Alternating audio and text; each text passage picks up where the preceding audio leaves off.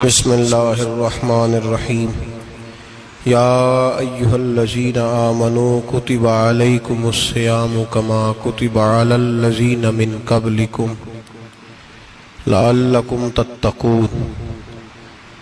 قال النبی صلی اللہ علیہ وسلم لکل شیء زکاۃ وزکاۃ الجسد الصوم، او کما قال صلی اللہ علیہ وسلم صدق اللہ العظیم وصدق رسولہ النبی الکریم۔ ان اللہ وملائکتہ یصلون علی النبی یا ایہا الذین آمنوا صلوا علیہ وسلموا تسلیما۔ اللہم صل علی سیدنا ومولانا محمد معدن الجود والکرم وآلہ وصحبہ وبارک وسلم۔ حمد و صلاۃ کے بعد قرآن مجید سورہ بقرہ، اللہ تبارک و تعالی نے ارشاد فرمایا یا ایھا الذین آمنوا کتب علیکم الصیام، اے ایمان والو تم پر روزے فرض کیے گئے، کما کتب علی الذین من قبلکم، اسی طرح جس طرح تم سے پہلے لوگوں پر فرض کیے گئے تھے، لعلکم تتقون، تاکہ تم پرہیزگار ہو جاؤ، متقی ہو جاؤ، اللہ سے ڈرنے والے بن جاؤ، گناہوں سے بچنے والے بن جاؤ، اپنی زندگی کو رب رسول کے احکامات کی روشنی میں گزارنے والے بن جاؤ۔ روزہ ایک پریکٹس ہے، ایک مجاہدہ ہے، ایک جد و جہد ہے۔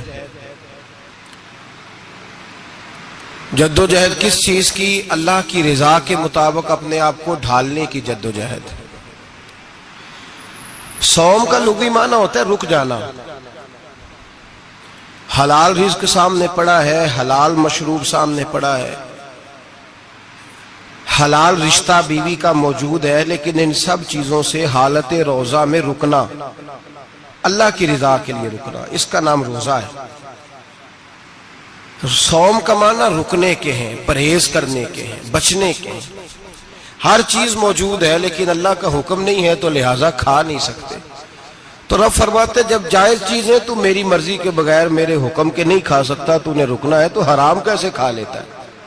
اب جائز چیز کے لیے تجھے حکم ہے، میں کہوں تو کھائے گا، میں کہوں تو نہیں کھائے گا۔ میں نے حکم دے دیا جائز ہے، روٹی ہے، کھانا ہے، گوشت ہے، تیری فریج میں پڑا سارا کچھ، تو با اختیار ہے، منہ میں دانت بھی ہیں، ہضم کرنے کو ہاضمہ بھی ہے، بھوک کی شدت بھی ہے، پر میری اجازت کے بغیر تو کھا سکتا۔ روزہ رکھ لیا، اب تجھے حکم نہیں کہ تو کھائے۔ جب جائز چیز میری مرضی کے بغیر نہیں کھا سکتا تو ناجائز کیسے کھائے گا؟ میرے نبی پاک علیہ الصلوۃ والسلام نے اپنے خوبصورت الفاظ کے اندر اس مفہوم کو بیان فرمایا۔ محبوب پاک صلی اللہ علیہ وسلم فرماتے جس نے جھوٹ نہیں چھوڑا، غیبت نہیں چھوڑی، برائی نہیں چھوڑی، اللہ کو اس کے بھوکے پیاسے رہنے کی کوئی ضرورت نہیں۔ وہ کاہے کا رکا ہے؟ جب کوئی کام تو اس نے اللہ کی رضا والا کیا نہیں۔ روزہ رکھ کے دغا کر رہا ہے، روزہ رکھ کے جھوٹ بول رہا ہے، روزہ رکھ کے کم ماپ رہا ہے، تول رہا ہے، دھوکہ دے رہا ہے، رشوت لے رہا ہے، فراڈ کر رہا ہے، حرام کا مال اکٹھا کر کے کہتا ہے اس میں سے چلو 10 دیگیں بھی پکا دیں گے۔ وہ بھائی جو کام اللہ نے تجھے کرنے کو حکم دیا تھا، جب تو وہ بجا ہی نہیں لا رہا، مقصد روزہ ہی تو حاصل، لعلکم تتقون۔ روزے کا مقصد یہ ہے کہ تو پرہیزگار ہو جائے۔ میرے نبی پاک علیہ الصلوۃ والسلام کی بارگاہ عالی مرتبت میں 2 عورتیں آئیں، یہ چیزیں کھا لو، کہنے لگی محبوبہ ہم نے روزہ رکھا ہوا ہے۔ فرمایا نہیں، تمہارا تو روزہ نہیں ہے، حضور رکھا ہوا ہے روزہ، سحری سے لے کر اب تک کچھ نہیں کھایا، شام تک بھی نہیں کھائیں گی۔ محبوب نے فرمایا ذرا کہہ تو کرو، الٹی تو کرو۔ کہہ کی تو ان کے حلق سے خون بھی نکلا اور گوشت کے لوتھڑے بھی نکلے، پھوٹیاں بھی نکلی۔ نبی پاک نے فرمایا وہاں بیٹھ کے تم نے اپنے جاننے والوں کی غیبت نہیں کی، چغلی نہیں کھائی؟ خاموش ہو گئیں، گردنیں جھک گئیں۔ نبی پاک نے فرمایا تم نے قرآن نہیں پڑھا کہ جو اپنے بھائی کی غیبت کرتا ہے وہ مردہ بھائی کا گوشت کھاتا ہے؟ تو گوشت کھا کے بھی تمہارا روزہ رہ گیا۔ کس طرح کا روزہ ہے کہ صاحب روزہ رکھ کے نہ رکھنے والوں پہ تنقید کر رہے ہیں، تراویحاں پڑھ کے نکلے ہیں تو کہتے ہیں میں اکیلا ہی نیک ہوں، باقی تو محلے میں کوئی پڑھتا ہی نہیں۔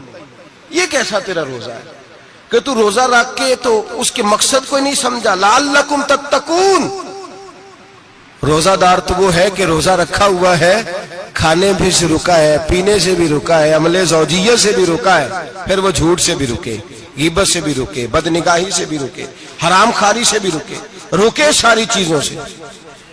یہ بتلائیے کہ روزے کی حالت میں اپنی بیوی کے پاس جانا منع ہے تو غیر محرم کو دیکھنا جائز ہے؟ ہمارے ٹی وی پہ میں نے پہلے بھی کہا تھا کہ ہم ٹھیکیدار اور ذمہ دار نہیں ہیں مذہب کے۔ یہاں ہمارے آنے سے پہلے بھی کوئی بیٹھا تھا، ہم مریں گے تو یہاں ہم سے بڑے بڑے نیک لوگ بیٹھیں گے، کوئی بندہ ذمہ دار نہیں ہے۔ بڑے بڑے کج کلا، صاحب جبہ و دستار، بڑے بڑے صاحب بصیرت، آئمہ، فقہاء، علماء، زعماء، نقباء، صوفیاء، اولیاء، غوث، کتب، ابدال، اوتاد، کتب الاقطاب، جانے کون کون آئے، علماء آئے، مفسرین آئے، محدثین آئے، گزر گئے۔ ہم تو خاک نشین لوگ ہیں، تھوڑا کام کرنے والے، تھوڑی صلاحیت رکھنے والے۔ لیکن بھائی اگر کرتے ہیں تو ایک کام کرتے ہیں، ساتھ دوسرا نہیں کرتے۔ یہ کس طرح کا دین سکھانے لوگ نکلے کہ شوال سے لے کر شعبان تک گانا سنایا جائے گا، شعبان سے لے کر شوال تک ناچ گانا کیا جائے گا، شوال سے لے کر شعبان تک دھما چوکڑی ہوگی، رمضان آئے گا تو حدیثیں سنائی جائیں گی، رمضان آئے گا تو لوگوں کو قرآن پڑھ کے سنایا جائے گا۔ یہ مذہب بانج نہیں ہے، ایک گویے مذہب سکھائیں گے، ایکٹر مذہب سکھائیں گے۔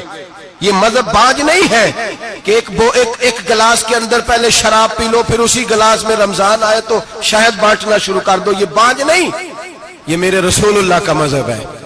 اگر تمہیں شوق ہے دین سیکھنے سکھانے کا، یکم رمضان کو توبہ کرو اور کہو کہ ہم ٹی وی پہ بیٹھ کے حدیثیں سنائیں گے تو سارا سال سنائیں گے، اور جس زبان سے حدیث نکلے گی پھر اس سے کبھی گندا گانا نہیں نکلے گا، پھر کبھی ناچ گانا نہیں ہوگا۔ یہ کون سا مذہب ہے جو بیویاں سکھا رہی ہیں؟ یہ کون سا دین ہے جو عورتیں سکھا رہی ہیں؟ میرے رسول پاک صلی اللہ تعالی علیہ وآلہ وسلم کا وہ مذہب ہے کہ میرے اعلیٰ حضرت فاضل بریلوی رحمت اللہ علیہ نے فرمایا، مرد کے لیے جائز نہیں کہ وہ عورت کی زبان سے میلاد بھی سنے، نعت بھی سنے۔ مرد کے لیے جائز نہیں، مرد کو مرد سکھائے گا، عورت سکھائے گی تو عورتوں کو سکھائے گی۔ بے شک آپ سویرے فتویٰ دیجئے کہ چھوٹی سی مسجد میں بیٹھ کے، چھوٹے سے کونے میں بیٹھ کے چھوٹا سا مولوی، اور وہاں تو اتنے بڑے مفتی ٹی وی پہ بیٹھے ہوئے، وہ غلط ہے تو صحیح یہ کیسے ہو گئے؟ سنو، میرے نبی پاک علیہ الصلوۃ والسلام کے مذہب کا حسن یہ ہے کہ اسلام کہتا ہے ایک نظر بی بی کو دیکھا کسی نے غلطی سے تو معافی ہو جائے گی، دوسری نظر شہوت سے دیکھا تو حرام ہے اس کے لیے، وہ پاکستان کا مولوی ہو یا سعودی عرب کا شاہ ہو، کسی کے لیے عورتوں کے بیچ پھرنا اٹھنا بیٹھنا جائز ہے۔ میرے نبی پاک صلی اللہ تعالی علیہ وسلم نے فرمایا ہے میں عورتوں سے مصافحہ کرنے نہیں آیا، اور میرے نبی پاک صلی اللہ علیہ وسلم نے فرمایا ہے، حضور فرماتے لیکن نا کتا بالکل ناپاک نہیں ہوتا، کتے کا تھوک ناپاک ہوتا ہے، یا کتا گیلا ہو جائے تو ناپاک ہوتا ہے، لیکن خنزیر سارا ناپاک ہوتا ہے، کل ناپاک ہے خنزیر۔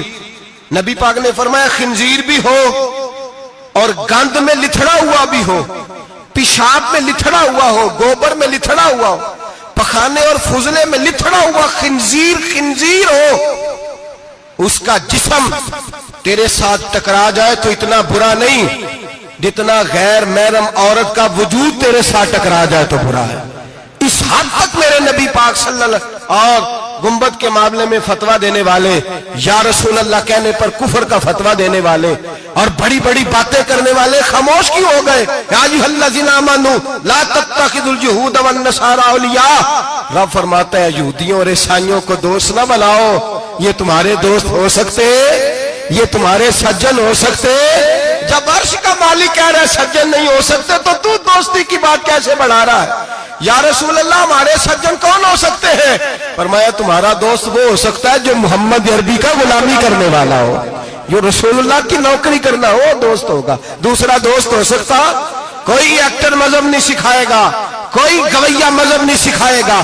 حضرت جناب سیدنا جنید بغدادی، بغداد کے پیر سے کسی نے پوچھا تھا آج سے 1100-1200 سال پہلے، وہ تو زمانہ ویسے نیکی اور پرہیزگاری کا تھا، کہا بابا جی مرد اور عورت نیک ہو، بغیر پردے کے، بغیر حجاب کے، بغیر دیوار کے بیٹھ کر ایک دوسرے کو دین سکھا سکتے ہیں؟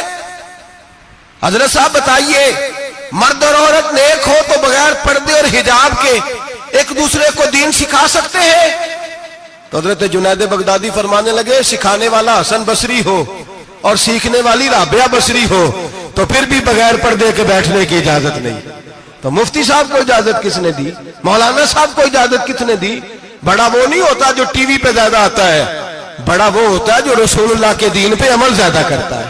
حضرت عبداللہ ابن مسعود رضی اللہ تعالیٰ عنہ فرماتے، زیادہ باتیں کرنے والا عالم نہیں ہوتا۔ حضور پھر عالم کون ہوتا ہے؟ فرمایا پڑھو قرآن، انما یخشی اللہ من عبادہ العلماء۔ فرمایا بڑا عالم وہ ہوتا ہے جو اللہ سے زیادہ ڈرتا ہے، اس لیے کہ رب فرماتا ہے میرے بندوں میں سے جو عالم وہ ہے جو اللہ سے زیادہ ڈرتے ہیں، خوف رکھتے ہیں۔ تو میرے بھائی رمضان المبارک میں بچنا ہے، پرہیز کا وقت ہے، تو کوئی شخص بھی کوئی شو نہ دیکھے، میری منت ہے آپ حضرات، کوئی شو نہ دیکھے۔ عورت کا تو پردہ ہے، تو ہمیں تو تماشے پہ لگا دیا گیا، عجیب قسم کے ایکٹر آ گئے اور مذہب سکھا رہے ہیں۔ میری اپیل ہے آپ سے کہ سحری افطاری کے وقت ٹیلی ویژن بند رکھیں۔ کیا چیز کھول کے رکھیں؟ یا قرآن کھول کے رکھیں یا رسول اللہ کا فرمان کھول کے رکھیں۔ اللہ رسول کی طرف توجہ رکھیں، وہ سیکھنے سکھانے کا وقت ہے۔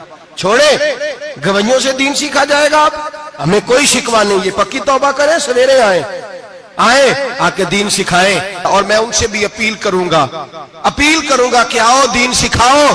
حضرت فضیل بن عیاض فرماتے ہیں میں ڈاکو تھا، کبھی کبھی چھپ چھپا کے جمعہ پڑھا کرتا تھا، پھر میں نے توبہ کی تو سچی توبہ کی، پھر میں نے توبہ کی تو رب کو راضی کرنے والی توبہ کی، پھر میں نے توبہ کی تو چھوڑی ہر شے، غریبوں کا لوٹا ہوا مال واپس کیا، جس کے پیسے نہ دے سکا اس کے گھر میں جا کے اس کی بھینسوں کو چارہ ڈالا، اس کے اونٹوں کی خدمت کی، میں نے قرضے چکائے۔ فرمایا میں سچی توبہ کر کے مسجد آیا، جس خطیب کے پیچھے میں جمعہ پڑھا کرتا تھا وہ میرے ہاتھ پہ بیعت کر کے مرید ہو گیا۔ اللہ تبارک و تعالیٰ نے اپنے بندوں کے دل میری طرف پھیر دیے، پھر تمہیں اس میں انعام دینے کی ضرورت نہیں پڑے گی، پھر تم کٹیا نشین بن کے بھی دین پھیلاؤ گے تو اللہ اس میں تاثیر پیدا فرما دے گا۔ تو روزے کا معنی رکنا ہے، روزے کا معنی بولیے، روزے کا معنی رکنا، کس سے؟ جھوٹ سے، غیبت سے، بدی سے، بدنگاہی، کھانے پینے۔ روزہ کس پہ فرض ہے؟ امیروں پہ کہ غریبوں پہ؟ جی کہنے میں تو میرا تو کام ہی محنت مزدوری والا، میں کیسے روزہ رکھوں؟ میں تو دیہڑی لگاتا ہوں تو روزہ کیسے رکھوں؟ میں نے نہیں کسی حدیث میں پڑھا کہ روزہ وہ رکھے جو دفتر میں بیٹھتا ہے۔ صحابہ کے زمانے میں تو دفتر ہوتے ہی نہیں تھے، کسی جگہ نہیں لکھا ہوا روزہ وہ رکھے گا جو اے سی میں بیٹھتا ہے، تب تو اے سی تھے ہی نہیں۔ حضرت ابوبکر صدیق رضی اللہ تعالیٰ عنہ سے لے کر جناب بلال تک سارے اپنے ہاتھ سے کام کرتے، سارے اپنے ہاتھ سے کام کرتے، سارے۔ حضرت عمر فاروق رضی اللہ تعالیٰ عنہ خلیفہ وقت ہونے کے باوجود مال غنیمت کے اونٹ چرنے جاتے تھے تو چراگاہ میں چھوڑنے میں جاتے تھے، لینے بھی آتے تھے واپس۔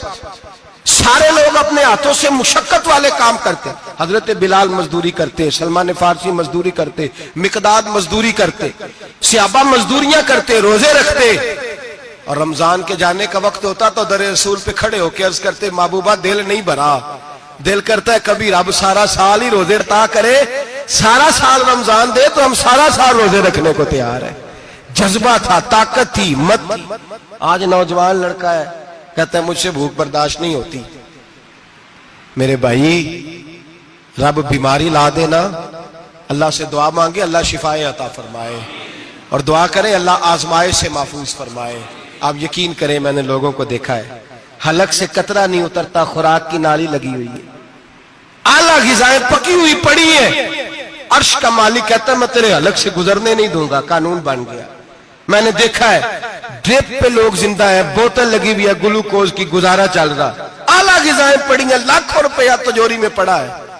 مالک کہتا ہے تو نہیں کھا سکتا، تو وہ کھانے نہیں دیتا، نہیں کھانے دیتا۔ ایک شخص یورپ کے علاقے کا، میں کسی کالم نویس کا پڑھ رہا تھا، وہ کہتا ہے میری خربوں میں جائیداد ہے لیکن میرے معدے میں ایسی تکلیف ہے کہ میں آٹے کو چھان کر جو اوپر سے بورا نکلتا ہے صرف وہ کھا سکتا ہوں، اس کے علاوہ میں کائنات کی کوئی نعمت کھا نہیں سکتا۔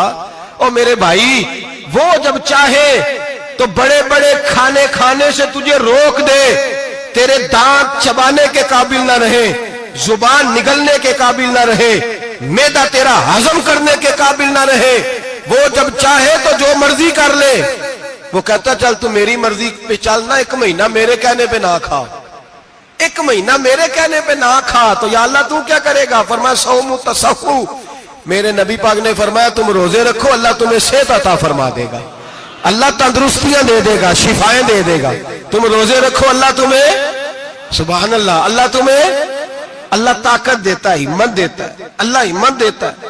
میں نے دیکھا ہے، میں نے بزرگوں کو دیکھا ہے، ضعیف لوگوں کو دیکھا ہے، کمزور لوگوں کو دیکھا ہے، میں نے دیکھا ہے روزے رکھتے ہوئے، مزدوروں کو دیکھا ہے روزے رکھتے ہوئے۔ میں اپنے ابا جی کو کہتا ابا جی اتنی سخت گرمی اور مزدوری آپ کرتے اور مزدوری کے عالم میں روزہ رکھتے، تو کہتے پتر روزہ کی آندا ہے، روزہ کدوں کو جاندا ہے، روزہ اپنی جگہ تے، مزدوری اپنی جگہ ہوتے۔ اور کئی دفعہ مینوں فرمان لگے، مینوں یار سمجھ کوئی نہیں لگدی، پتہ نہیں روزیاں چ اللہ طاقت کتھوں دے چھڑدا ہے، اتنی زیادہ کام بھی زیادہ کریدا ہے تے روزہ بھی بھائی صوم تصحو، میرے مصطفیٰ نے فرمایا تو روزہ رکھ، اللہ تجھے صحت عطا فرما دے گا۔ رب تعالیٰ تجھے، یہاں ہوٹل کھلے ہوئے ہیں،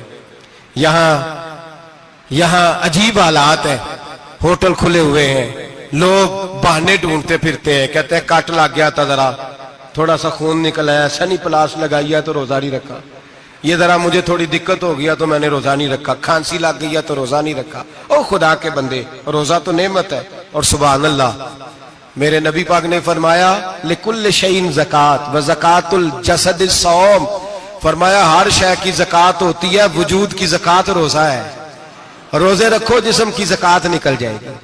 فاقہ کرنا بھی میرے نبی پاک کی سنت ہے، مسواک کرنا بھی سنت ہے، اور فاقہ کرنا بھی، مسواک والی سنت زیادہ اپناتے ہیں لوگ، فاقہ کرنا بھی نبی پاک کی سنت ہے۔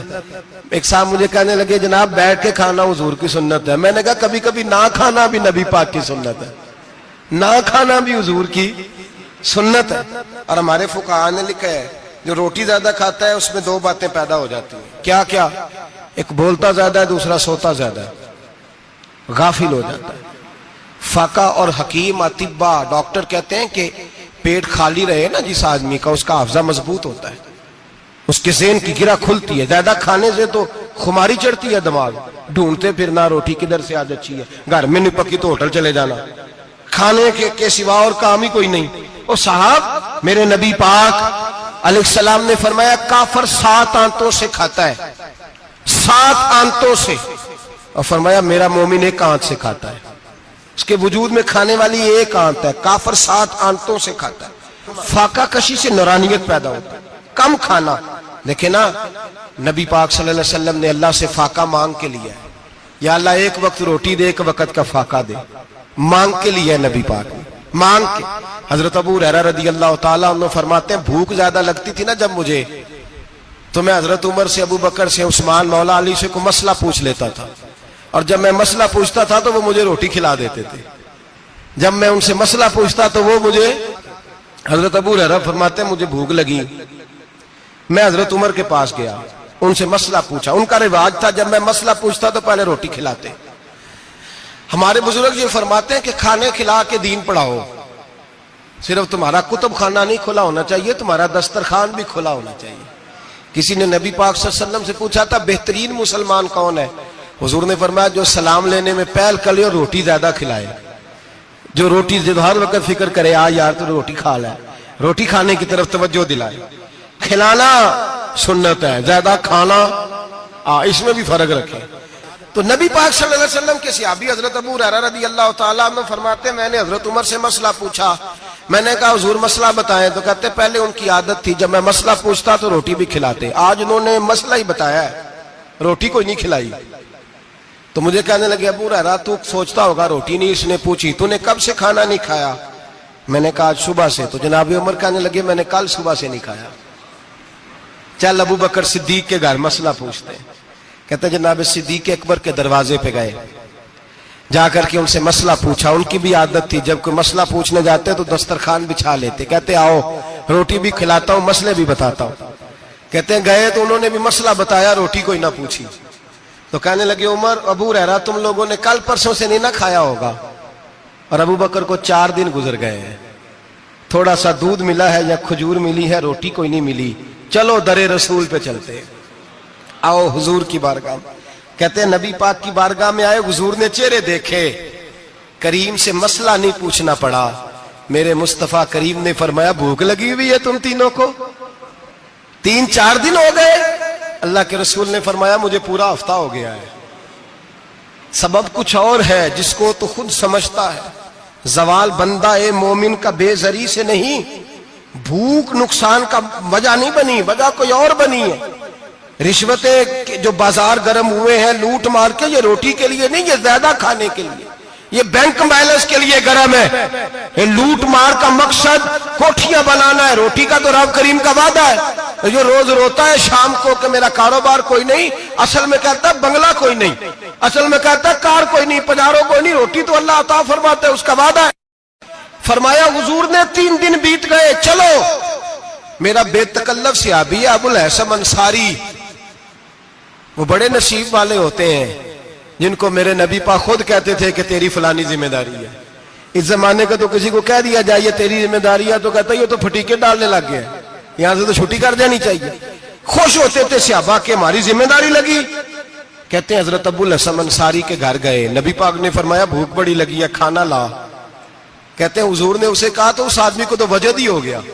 اس نے کہا میرے اتنے نصیب کہ حضور کا یہ کھانا کھلا. آؤ دیکھو دنیا والوں, آج جو سب سے زیادہ عزت والا ہے وہ میرا مہمان بنا ہوا ہے. فرماتے ہیں وہ دوڑے گئے, بکری اٹھائی, ذبح کی, بیوی کو کہنے لگے روٹی تیار کر.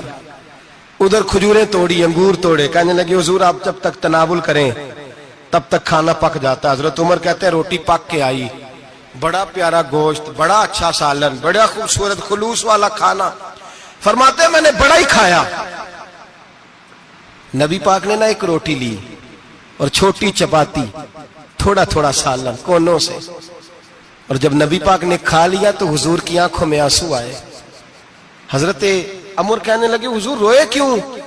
نبی پاک نے فرمایا سوچتا ہوں 7 دن کے فاقے کے بعد کھایا ہے, پر ڈرتا ہوں رب اس کا حساب پوچھے گا تو جواب کیسے دینا ہے, اس کا حساب بھی تو دینا ہے نا جو کھایا ہے. تو حضرت عمر فاروق کے ہاتھ میں کچھ چیز تھی, زور سے زمین پہ ماری, کا محبوبہ 7 دن کے بعد بھی روٹی کھائے تو حساب دینا ہے. نبی پاک فرمانے لگے عمر وہ مالک ہے نا, تو جب دیتا ہے تو حساب نہیں لے سکتا, حساب تو دینا ہے, حساب تو دینا ہے, تیاری رکھو. صحابہ کرام فرماتے ہم نے ارادہ کیا کہ آج کے بعد ہم پھر فاقے کریں گے, کم کھائیں گے, اس لیے کہ حساب دینا. میرے بھائی وہ فاقہ کشی کرتے تھے, ڈرتے تھے. یہاں تو لوگ کھا کے بیمار ہیں, کھاتے جا رہے ہیں, سوتے جا رہے ہیں, کھاتے جا رہے ہیں, سوتے جا رہے ہیں. یہ بھی وقت آئے گا رمضان شریف کا, سویرے درس پہ آؤ کہتے نیند بڑی آتی ہے, سویرے 2 سپارے پڑھ کے سویا کرو کہتے صاحب نیند بڑی آتی ہے. فجر کے بعد یہ تو وقت ہوتا ہے اللہ اللہ کرنے کا, شہری کا, کھاتے جا رہے ہیں, سوتے. لوگ جماعت سے نماز نہیں پڑھتے سو جاتے, جماعت کا ثواب چھوڑ کے سو جائیں گے. بھائی رمضان مبارک میں فاقہ کشی کی ٹریننگ ہوتی ہے, فاقہ کشی کی تربیت لے, رمضان میں روکے اپنے آپ کو, تربیت ہوگی. اور ہمارے صوفیاء فرماتے ہیں جو زیادہ کھاتا ہے اس کا نفس اس کو زیادہ پہ مائل کرتا ہے, خواہشات نفس پیدا ہوتی ہیں. میرے نبی پاک علیہ السلام نے جوانوں کو حکم دیا ہے, یا معاشر الشباب, او جوانوں. یا رسول اللہ کیا حکم ہے؟ فرمایا یا نکاح کر لو اگر طاقت ہے, نہیں طاقت تو روزے رکھو. حضور روزے سے کیا ہوگا؟ فرمایا تمہارا نفس کچلا جائے گا, شیطان وسوسہ اندوزی نہیں کرے گا. آج نوجوان بڑھ بڑھ کے کھاتا ہے, بہت زیادہ کھاتا ہے, کبھی اس ہوٹل سے کھاتا ہے, کبھی اس ہوٹل سے کھاتا ہے. اتنا زیادہ کھائیں گے تو نفسانی قوتیں اچھل کر کے آئیں گی, مشکل ہو جائے. شادیاں دیر سے ہوتی ہیں, ماں باپ آنکھیں بند کر کے بیٹھے ہوئے ہیں. اگر ماں باپ کی ذمہ داری ہو اور ماں باپ نکاح نہ کرے تو نبی پاک نے فرمایا بچے گناہ کریں گے تو جتنا گناہ بچے کو اتنا باپ کو بھی ہوگا. تو ماں باپ چپ ہیں, دوسرا شادی مشکل بڑی ہے, مہنگی بڑی, اور تیسرا نہیں کر رہے کچھ لوگ تو روزے بھی نہیں رکھ رہے. تو رمضان ان کے لیے بھی وقت ہے, نفسانی قوتیں کچلی جائیں گی. کھانا جتنا کم کھایا جائے گا اتنا وجود کے اندر نفسانی خواہشات کم پیدا ہوں گے. تو رمضان تو پریکٹس ہے مجاہدے کی, دین کی. اور دوسرا میرے حبیب پاک صلی اللہ علیہ وسلم نے فرمایا ہے, حضور فرماتے ہیں کہ رمضان اور قرآن کا آپس میں رشتہ ہے. قرآن پاک کتنا پڑھنا چاہیے روزانہ؟ زیادہ سے اللہ جزا دے. امید ہے آپ زیادہ سے زیادہ ہی پڑھتے ہوں گے. بھائی سنیں، حدیث مبارکہ میں نبی پاک نے فرمایا رمضان اور قرآن دونوں مل کے نا، بڑی پیاری حدیث ہے، فرمایا دونوں مل کے اللہ کی بارگاہ میں میری امت کی سفارش کریں گے. رمضان اور اللہ اکبر. کس طرح؟ نبی پاک فرماتے ہیں رمضان کہے گا اے اللہ دن کے وقت میں نے اسے تیری رضا کے لیے کھانے پینے سے باز رکھا، اور قرآن کہے گا یا اللہ رات کو تیری رضا کے لیے کھڑا ہو کے یہ قرآن سنتا تھا. رمضان اور قرآن دونوں سفارش کریں گے. ہم نا بڑا کچھ پڑھتے ہیں، سنتے ہیں، سیکھتے ہیں. اب یقین کریں یہ کھاتے بھائی کا بھائی سے اختلاف ہو جانا تو وہ 30 سال پرانے کھاتے کھول کے لے آتا ہے، ساری رات ڈھونڈتا ہے کہ میرے پیسے کہاں سے نکلتے ہیں، پڑھ لیتا ہے. قرآن پاک کی باری آتی ہے تو نہیں پڑھتے قرآن پاک. ابا جی کا ختم ہوتا ہے تو مانگتے پھرتے ہیں، کہتے ہیں 2 قرآن پاک 10 قرآن پاک. یہ باتیں بتانی نہیں چاہیے، کرنی نہیں چاہیے، لیکن چونکہ تربیت کے لیے بیٹھا ہوں تو کر دیتا ہوں. میرے شاگردوں سے پوچھیں، یہاں مدرسہ ہے الحمدللہ، درجنوں طلباء ہیں، اساتذہ ہیں، میرے پیر بھائی ہیں، اور میرا یہ دعویٰ ہے کہ شاید کوئی کسی سے اتنا پیار کرتا ہو جتنے میرے شاگرد اور مرید مجھ سے کرتے ہیں. لیکن میں نے کبھی کسی سے نہیں کہا کہ ذرا سورۃ فاتحہ پڑھ کے دینا، میں نے اپنے ابا جی کو ثواب دینا ہے. پوچھ لیں کسی سے، کسی سے نہیں کبھی کہا، کبھی نہیں میں نے کہا کہ ذرا مجھے تھوڑا سا قرآن پڑھ دیں.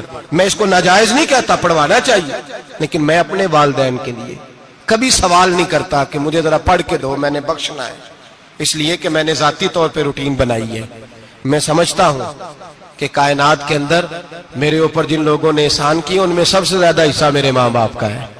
میں سمجھتا ہوں اس بات، کتنا نالائق ہوں میں کہ میں 1 مہینے میں ایک قرآن پاک بھی پڑھ کے ان کی روح کو احسان نہیں کر سکتا. میرا یہ طریقہ ہے ذاتی، میں قدغن نہیں لگاتا، میرا ذاتی طریقہ یہ الحمد سے شروع کرو اور 2 سورتیں چھوڑ کے قرآن پاک ختم کر دو آخری، اور پھر فلق اور ناس سورتیں ساتھ لے جاؤ. یہاں بیٹھ کے سالے ثواب نہیں کرنا، ختم نہیں دلانا، ساتھ لے جاؤ، قبر پہ کھڑے ہو جاؤ اور فلق اور ناس سورتیں قبر پہ بیٹھ کے تلاوت کرو، اور جو قرآن مجید پڑھا ہے ان کی روح کو وہاں احسال کرو. او بھائی، اولاد جب ماں باپ کے لیے پڑھتی ہے تو اسے کہنا نہیں پڑتا اللہ بخش دے، اس لیے کہ اولاد کی نیکیاں خود بخود ماں باپ کے کھاتے میں جمع ہوتی ہیں، خود نیکیاں جمع ہوتی ہیں. میرے بھائی تو بچوں سے یہ تو مطالبہ کرتا ہے کہ بیٹا اس سال رمضان المبارک میں میرے لیے ستو ضرور بنانا، فلانی چٹنی ضرور تیار کرنا. یہ کیوں نہیں کہتا بیوی سے کہ ڈشیں کم بنانا، تو بھی بیٹھ کے قرآن پاک پڑھ، میں بھی قرآن پاک پڑھتا ہوں. ادھر آؤ بیٹا یہاں بیٹھ کے تلاوت کرو، میں بھی کرتا ہوں. بیٹی ادھر آؤ بیٹھ کے قرآن پاک پڑھو. کتنا وقت لگتا ہے؟ حافظ اور قاری اور علماء اگر پڑھے تو 20-25 منٹ لگتے ہیں قرآن پاک کا سپارہ پڑھنے، اور اٹک اٹک کے پڑھنے والا بھی پڑھے تو 1 گھنٹہ لگ جائے گا. اور میرے نبی پاک صلی اللہ علیہ وسلم نے فرمایا جو قرآن پڑھتے ہوئے اٹکتا ہے اللہ اسے ڈبل ثواب عطا فرماتا ہے. فرمایا جو زبانی پڑھے سنگل ثواب، جو دیکھ کے پڑھے اسے ڈبل ثواب. حضور کیوں؟ فرمایا اس لیے کہ میرا قرآن دیکھنے پہ بھی اللہ ثواب عطا فرماتا ہے، قرآن دیکھنے پہ بھی اللہ ثواب دیتا ہے، دیکھنے کا بھی ثواب. رمضان شریف میں قرآن پاک پڑھے، کھول کے پڑھے. اور میرے بھائی اگر تیرا بچہ پڑھے، اگر تیری بیٹی پڑھے، کائنات کا خوش نصیب باپ وہ ہے کہ بیٹا قرآن پڑھے، چاہے ناظرہ ہی پڑھے. جس کی بیٹی پڑھے، زندگی میں انہیں اس کام پہ لگا جاؤ، مرنے کے بعد بھی پڑھیں گے. امام جلال الدین سیوطی شافعی رحمت اللہ علیہ فرماتے حضرت عیسیٰ قبر کے پاس سے گزرے، قبر پہ عذاب ہو رہا تھا، اللہ کا غضب برس رہا تھا. جناب عیسیٰ استغفار پڑھتے ڈرتے گزر گئے. تھوڑی دیر کے بعد، چند گھنٹوں کے بعد گزرے تو اسی قبر پہ پھول کھلے ہوئے تھے، رحمت برس رہی تھی. حضرت عیسیٰ علیہ السلام عرض کرنے لگے مولا تو بے نیاز ہے، میری طاقت نہیں تیرے کاموں میں بولنے کی، پر ابھی تو یہاں عذاب ہو رہا تھا، ابھی رحمت برس رہی ہے. جناب عیسیٰ کہتے ہیں آواز خدا بندی آئی، عیسیٰ بندہ بڑا گناہگار تھا، پاپی تھا، مجرم تھا، خطا کار تھا، لیکن جب اس کا انتقال ہوا، اس کی بیوی حاملہ تھی، اس کے پیٹ میں بچہ تھا، بچہ اس کے انتقال کے بعد پیدا ہوا. آج وہ 4-4.5 سال کا ہوا ہے، مکتب میں گیا ہے، مدرسہ میں گیا ہے، استاد نے بسم اللہ شریف پڑھائی ہے. فرمایا اس نے توتلی زبان سے کہا ہے بسم اللہ الرحمن الرحیم. کہ ایسا مجھے بتلا اس زمین پر وہ معصوم جسے ابھی رحمان اور رحیم کہنا نہیں آتا، وہ توتلی زبان سے مجھے رحمان اور رحیم کہے اور میں اسی زمین پہ اس کے باپ کو عذاب دوں؟ فرمایا اس نے ایک بار رحمان اور رحیم کہا ہے، میں نے اس کی باپ کی قبر کو نور سے معمور فرما دیا ہے، نور سے بھر دی ہے قبر، برکت سے بھر دی ہے۔ اللہ کرے میرے بیٹے بھی قرآن پڑھے، اللہ کرے میری بیٹیاں بھی قرآن پڑھے، اللہ کرے ہم سب کی اولادیں قرآن پاک پڑھے۔ لیکن نا امام اعظم ابو حنیفہ رمضان میں 61 قرآن پاک پڑھتے تھے۔ کتنے؟ 60 تے ایک، اللہ اکبر۔ ایک قرآن پاک دن میں پڑھتے پورا، ایک رات کو پڑھتے، ایک تراویح میں پڑھتے۔ 61 قرآن پاک امام صاحب پڑھتے۔ آپ فرماتے میں نے چھوڑ دیے سارے وظیفے، میں صرف رسول اللہ کا قرآن پڑھتا ہوں۔ رمضان سارا قرآن پاک، سارا رمضان۔ اب تو عادت ہی نہیں رہی ہمیں قرآن پاک کی۔ اگر لوگ ناراض نہ ہو تو محفل نعت ہوتی ہے تو تلاوتیں کتنی ہوتی ہیں، اور نعتیں ہم نے ذوق ہی نہیں بنایا، ذوق ہی نہیں بنایا ہم نے تلاوت قرآن کا، اس لیے کہ قراء علماء فقراء ان کو ہم تیار ہی نہیں کر رہے، ہم تو ایکٹر پال رہے ہیں جو پیسے لیتے ہیں نعت خوانی کے، معاذ اللہ۔ او میرے بھائی، کیا قرآن میرے نبی کی نعت نہیں؟ حضرت عائشہ صدیقہ رضی اللہ تعالیٰ عنہ کے پاس صحابہ گئے، کہنے لگے اماں جی ہمیں نبی پاک کا اخلاق بتلائیں۔ اماں جی کہنے لگی جاؤ جا کے قرآن پاک پڑھو، کانا خلقہ القرآن، سارا قرآن میرے نبی کے اخلاق کا ہی نام ہے، یہ ساری نعت ہے، یہ ساری نعت ہے۔ اس نعت کو سننے لوگ کیوں نہیں آتے؟ اتنا راش میں اپنے نعت میں اتنا تراویح پہ کیوں نہیں ہوتا؟ اور ملت کا جوان یاد رکھے، بوڑھے تراویحاں پڑھتے ہیں، ضعیف تراویحاں پڑھتے ہیں، گھٹنوں میں درد ہے تراویحاں پڑھتے ہیں، بیمار بوڑھے تراویحاں پڑھتے ہیں، جوان وہاں چوک میں کھڑے۔ کیا جوانی اس لیے ہے چوکوں میں کھڑا ہوا جائے؟ کیا جوانی اس لیے ہے کہ سعودی عرب جانے کے لیے پاسپورٹ بنانا ہو تو 2.5 گھنٹے کھڑا رہے تو؟ شناختی کارڈ کے دفتر تو کھڑا رہے، پروٹیکٹر کے لیے کھڑا رہے، کافروں کے سامنے کاسا لیسی کرنے کے لیے تو کھڑا رہے، تو نوکری پہ جائے تو ساری رات کھڑا رہے، اور تو قرآن کے لیے کھڑا نہیں ہوتا؟ میرے محبوب نے فرمایا من قام ایمانا و احتسابا غفر له ما تقدم من ذنبه، فرمایا جو رمضان المبارک میں اللہ کی رضا کے لیے گناہوں کی معافی کے ارادے سے قیام کرے گا، راتوں کو عبادت کرے گا، اللہ اس کے پچھلے سارے گناہ معاف فرما دے گا۔ نوجوان ارادہ کریں، پروگرام بنائیں کہ انشاءاللہ قرآن پڑھنا بھی ہے، قرآن پڑھوانا بھی ہے، سننا بھی ہے، اور انشاءاللہ بولیے سننا بھی ہے اور پڑھنا بھی ہے اور پڑھانا بھی۔ ہمت کریں، دلیری کریں، آ کے کھڑے تو ہو، اللہ توفیق عطا کرے گا۔ پہلی بات یہ کہ روزہ رکھیں، دوسری بات یہ کہ قرآن پاک کی تلاوت کریں، اور روزہ رکھیں تو روزے کے سارے حسن سمیت اسے رکھیں۔ نبی پاک نے فرمایا رمضان غمخاری کا مہینہ ہے، غمخاری کریں۔ ہمارے زمانے میں 2 قسم کی تکلیفیں ہیں، ایک تو غریب آدمی، اس کا حال یہ ہے کہ وہ مانگتے ہی گزارا کرنا چاہتا ہے، اس نے ہاتھ یوں کر لیا ہے تو اب اس کا یوں ہونے کو تیار نہیں۔ ضرورت اگر کسی آدمی کو کسی دروازے پہ لے جاتی ہے تو برا نہیں، لیکن سوال کا اپنے اوپر دروازہ کھول لینا یہ ٹھیک نہیں۔ فاقہ کشی پیدا کریں، حوصلہ پیدا کریں، تھوڑے پہ گزارا کرنا سیکھیں۔ غریبوں کو بھی اجازت نہیں کہ وہ نکل کھڑے ہوں میدان میں مانگنے کے لیے، ٹولنیاں نکلتی ہیں رمضان میں، جتھے نکلتے ہیں خیرات کٹھی کرنے والے۔ بچیں، میرے نبی پاک صلی اللہ علیہ وسلم نے فرمایا جس نے بغیر ضرورت کے سوال کیا، جب قیامت کے دن آئے گا تو اس کے چہرے کے اوپر گوشت نہیں ہوگا، صرف ڈھانچہ ہی ہوگا۔ اتنی بھیانک صورت میں آئے، بغیر اشد ضرورت کے سوال نہ کر، کبھی سوال نہ کر۔ اور امیروں سے گزارش ہے کہ رمضان ہمدردی کا مہینہ ہے، ہمدردی کریں تو سامنے والے کی عزت کا بھی خیال کریں۔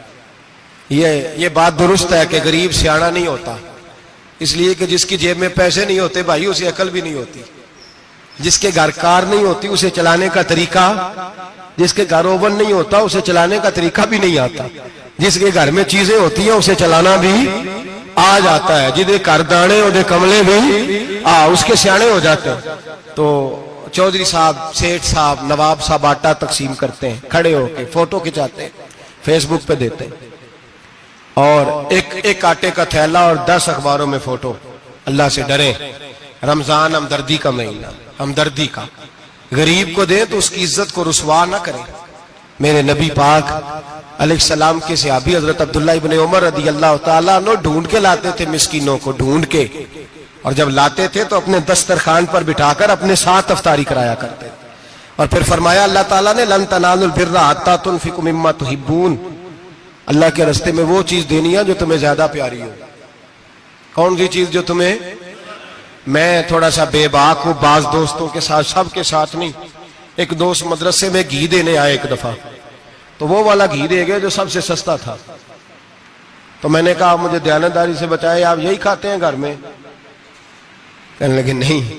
تو میں نے کہا پھر ہم نے بچے مارنے کے لیے تو نہیں نہ رکھے ہوئے، کیا وہ والا گھی اللہ کے راستے میں پیاری چیز دے رہی ہے نا، اس لیے گلے گلے نوٹ لوگ مسجد کے گلے میں ڈال جاتے ہیں، پھٹے ہوئے ڈال جاتے ہیں، کہتے ہیں جوڑ لیں گے مولوی صاحب۔ اور خدا کے بندے پیاری چیز دینی تھی تو نے، اور تو نے اس کا ترجمہ الٹ کر لیا ہے۔ سمجھ لیں رمضان المبارک میں کسی غریب کی مدد کرنی ہے تو ساتھ اس کی عزت بھی کرنی ہے۔ نبی پاک علیہ السلام کے دروازے پر جب سے، یہ جملہ ایک ہے لیکن بڑا قیمتی ہے، صحابہ کہتے ہیں جب ہم دروازہ رسول پہ جاتے تھے خیرات بھی ملتی تھی اور عزت بھی ملتی تھی، خود بھیک دے خود ہی کہیں منگتے کا بھلا ہو، خیرات بھی ملتی تھی اور عزت بھی ملتی تھی۔ نبی پاک ساتھ عزت بھی دیتے تھے، مسکین کو غریب کو دیں اور خیر خائی کریں، جوتے بیچنے والے جوتوں کے ریٹ سستے کریں، کپڑا بیچنے والے کپڑے کا ریٹ، درزی صاحب بھی ریٹ سستا کریں، دکاندار بھی چیزوں کا ریٹ، حکیم صاحب پیسے کم لیں، ڈاکٹر پیسے کم کریں، حکومت نرخوں میں کمی کرے، اور یہ کام اجتماعی طور پہ کریں۔ میرے نبی پاک نے فرمایا رمضان غمخواری کا مہینہ ہے، اس میں غمخواری کرنی ہے، دوسرے کا خیال کریں، اظہار کریں، قربانی کریں۔ یہاں ہر چیز کا ریٹ بڑھ جاتا ہے رمضان شریف میں، ہر آدمی کہتا ہے میرا سیزن آ گیا ہے، توجہ بڑھائیں، خیال کریں، غمخواری کا مہینہ ہے۔ اور پھر آپ لوگوں سے یہ بھی گزارش ہے کہ رمضان المبارک کا جب مہینہ آئے تو جس آدمی کے ساتھ نیکی کرنی ہے وقت پہ کریں، کسی غریب کو پیسے دینے ہیں، کپڑے دینے ہیں تو یکم رمضان کو دیں۔ میں اکثر دوستوں سے پوچھتا ہوں، میں کہتا ہوں قاری صاحب نو جوڑا کدو دیندے ہو؟ کہندے ستیویں والے دن۔ میں کہ مینوں لگ گئی سمجھ، تہاڈی سازش ہے کہ جڑے سواں کے پا نہ لوے، ایویں مولوی چودھری صاحب دے نال دے کپڑے پا لے تے کتے لکھیا ہے اینوں دینا ہے ستیویں؟ تسی دسو ستیویں والے دن کو درزی سی کے دیندا ہے، اونوں 3 گنا بھی پیسے دئیے تے کہندا جڑے باقی نے انہاں دے نہیں بٹن پہ لگ دے میرے کولوں، کتھوں جوڑا سی کے؟ تو کس دن دیتے ہو قاری صاحب کو؟ کیا مقصد ہے؟ پہننے کے لیے دے رہے ہو یا اس لیے دے رہے ہو کہ نہ پہن سکے؟ تو بھائی آپ جب کسی کو کوئی چیز دیں گے تو کب دیں گے؟ جب وہ استعمال کر سکے۔ غریب کو لوگ فطرانہ دینے جاتے ہیں عید سے 1 دن پہلے، تو کیا کرے گا اس کا؟ وہ نہ تو کپڑے خرید سکا نہ روٹی لا سکا، بلکہ میرے حضرت صاحب فرماتے ہیں رمضان سے پہلے دے دو، رمضان کی نیت کر کے رمضان سے 1-2 دن پہلے دے دو، اللہ رمضان جتنا ثواب ہی عطا فرمائے گا۔ رمضان سے پہلے دو، جس کو کچھ ہے دن قبل از وقت تیاری کرو۔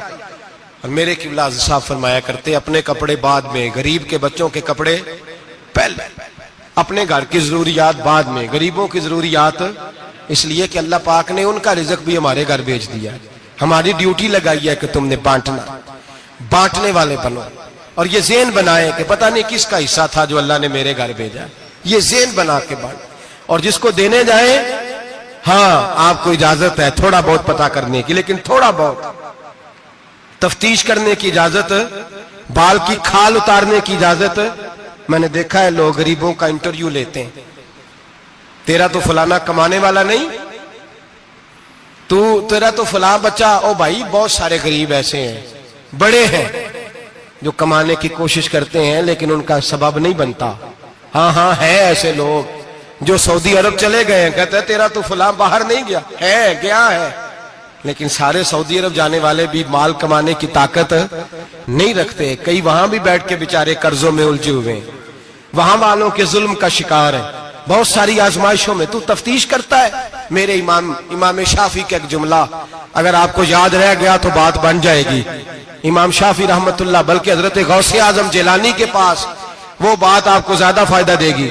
حضرت غوث اعظم جیلانی کو ان کا ایک مرید سمجھانے لگ گیا، کہنے لگا حضرت جی آپ سب کو دیتے رہتے ہیں، ہر بندہ مستحق نہیں ہوتا، ذرا ٹٹول کے دیا کریں۔ تو غوث اعظم جیلانی فرمانے لگے بھائی مجھے تو لگتا ہے تو بھی ان چیزوں کا مستحق نہیں تھا جو اللہ نے تجھے عطا کر دی ہے، پہلے تو بتا تو مستحق تھا، تجھے اپنی حیثیت اوقات کا پتہ ہے جو اللہ نے تجھے دے دی ہے؟ طاقت تھی کوالٹی تھی تیرے اندر، وہ صلاحیت تھی. رب نے تو نہیں تیری تفتیش کی کہ تو قابل ہے کہ نہیں، تو اللہ کے بندوں کی تفتیش کرتا پڑتا ہے. امام شافعی فرمایا کرتے، امام شافعی فرماتے رب تجھے پرکھ کے نہیں دیتا، ٹٹول کے نہیں دیتا، رسوا کر کے نہیں دیتا، تو غریبوں کے ساتھ یہ سارا ظلم کیوں کرتا ہے؟ بس پتہ چل گیا وہ ضرورت مند ہے تو دے، اس لیے کہ اجر تجھے غریب نے نہیں دینا، اجر اللہ نے دینا ہے. اور اللہ اجر عمل پہ نہیں دیتا، اللہ تو نیت پہ اجر عطا فرماتا ہے. تو نیت دیکھ تیری کس طرح کی. تو میرے بھائی غریب کو دیں قبل از وقت دیں. رمضان مبارک میں چوتھا کام، بات آخری اور چوتھا کام سنیں. رمضان میں دین سیکھیں. شیطان قید ہوتا ہے زیادہ سے زیادہ، اور جب آدمیوں کا پیٹ خالی ہوتا ہے نا تو ذہن جو ہوتا ہے نا وہ بھی اس کا فریش ہوتا ہے. اس میں کوشش کریں دین سیکھنے کی. میرے نبی کریم صلی اللہ علیہ وسلم نے اس دین کو علم کا دین قرار دیا ہے، شعور کا دین قرار دیا ہے، فہم کا دین قرار دیا. نبی پاک صلی اللہ علیہ وسلم نے فرمایا ایک عبادت کرنے والا عشاء کے بعد کھڑا ہو اور فجر تک نماز پڑھتا رہے. ایک عالم دین عشاء پڑھ کے سو جائے، اٹھ کے فجر پڑھ لے، تو وہ 70 عبادت کرنے والوں کا درجہ زیادہ نہیں، عالم کا درجہ پھر بھی زیادہ ہے. اس عالم دین کا درجہ زیادہ ہے، اس لیے کہ وہ لوگوں کو آگاہی دیتا ہے، شعور بخشتا ہے. یہ دین جو ہے یہ، اور نبی پاک صلی اللہ علیہ وسلم نے فرمایا عبادت کرنے والے پر عالم کا درجہ اتنا ہی زیادہ ہے جتنا میرا درجہ اپنے غلاموں پر زیادہ ہے. عالم کو حضور نے اتنا بڑا مقام دیا. دین سیکھیں، شعور حاصل کریں. یہ فقاہت کا دین ہے، شعور حاصل کرنے کا دین ہے. اور نبی پاک صلی اللہ علیہ وسلم نے فرمایا دین کی ایک بات سیکھ لینا 1000 نفل پڑھنے سے زیادہ درجہ رکھتی ہے. دین کی ایک بات سیکھ لینا 1000 جنازے میں شرکت سے زیادہ درجہ رکھتی. دین کی ایک بات سیکھ لینا، میرے نبی پاک صلی اللہ تعالی علیہ وسلم ارشاد فرماتے 1000 مریض کی عیادت کرنے سے زیادہ درجہ رکھتی ہے.